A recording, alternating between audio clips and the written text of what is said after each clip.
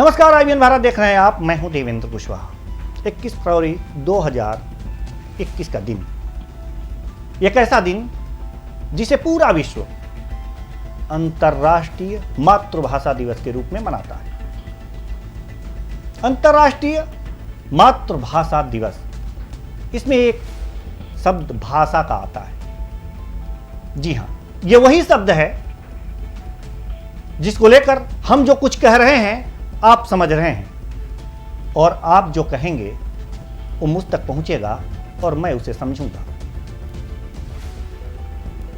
एक ऐसी भाषा जहां हम जन्म लेते हैं और जन्म लेने के बाद से उसे सिखाने की आवश्यकता नहीं होती।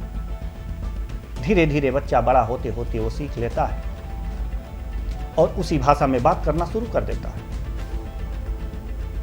ऐसे में जिस भाषा को सीखने के लिए जरूरत नहीं है किसी मास्टर की, किसी टीचर की, वो भाषा व्यक्ति बोलता और समझता है।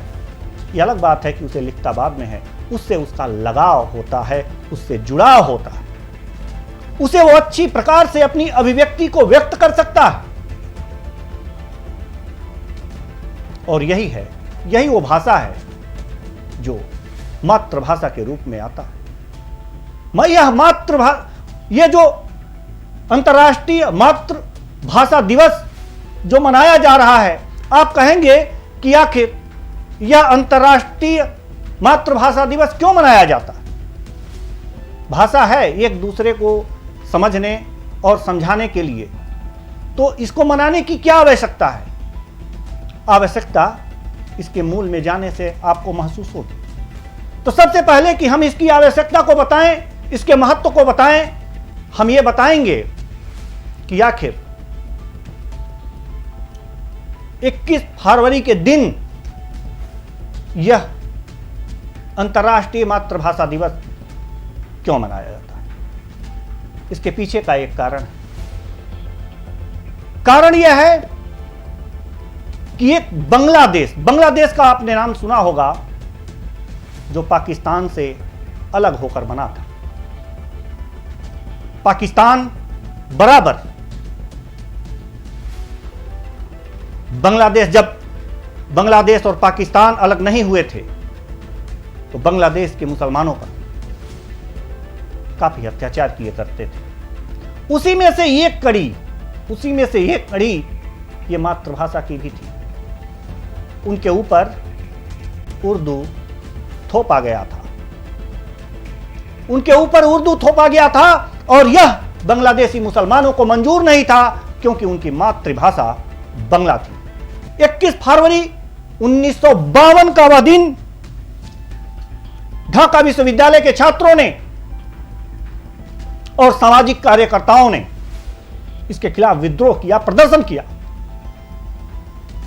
पाकिस्तान की सरकार को यह बर्दाश्त नहीं हुआ और उसने पुलिस को आदेश दे दिया गोली चलाने का।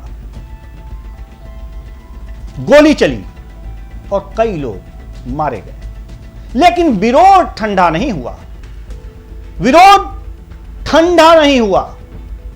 विरोध बढ़ता ही गया और अंततः बंगला भाषा को पाकिस्तान की सरकार को मान्यता देनी पड़ी। यही 21 फरवरी का दिन को लेकर के बांग्लादेश ने 1999 में यूनेस्को एक प्रस्ताव भेजा और उसने कहा कि 21 फरवरी के दिन को अंतर्राष्ट्रीय मातृभाषा दिवस के रूप में मनाया जाए। और संयुक्त राष्ट्र संघ ने साल भर बाद, यानी कि वर्ष 2000 में 21 फरवरी के दिन को अंतर्राष्ट्रीय मातृभाषा दिवस के रूप में घोषित कर दिया। और तब से आज तक हम लोग अंतर्राष्ट्रीय मातृभाषा दिवस के रूप में 21 फरवरी को मनाते हैं। आपको बता दें कि दुनिया में 6,900 के करीब भाषाएं बोली जाती हैं, जिनमें 90% भाषाओं में जो 90% जो भाषाएं हैं, उनको बोलने वालों की संख्या मात्र 1 लाख है।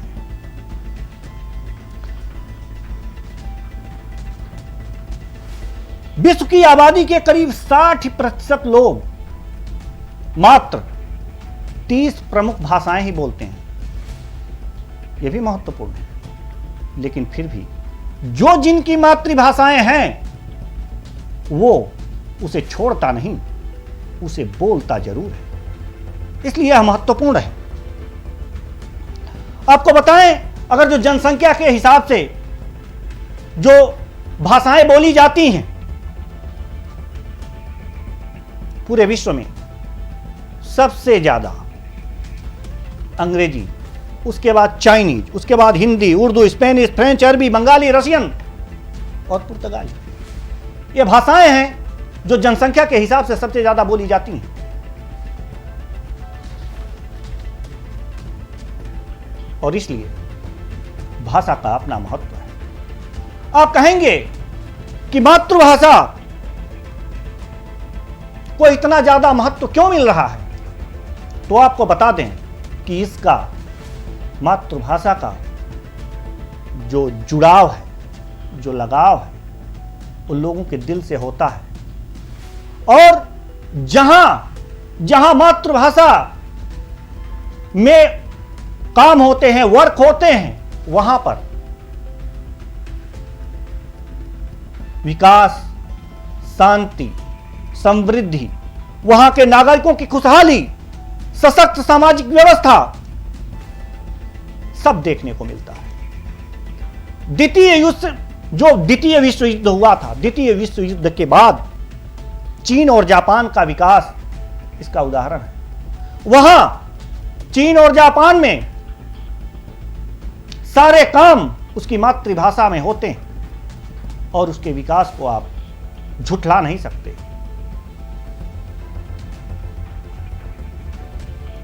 इसलिए यह महत्वपूर्ण हो जाता है कि कोई भी सरकार हो, अपनी मातृभाषा को अगर सम्मान करती है, अपने मातृभाषा का यदि सम्मान करती है,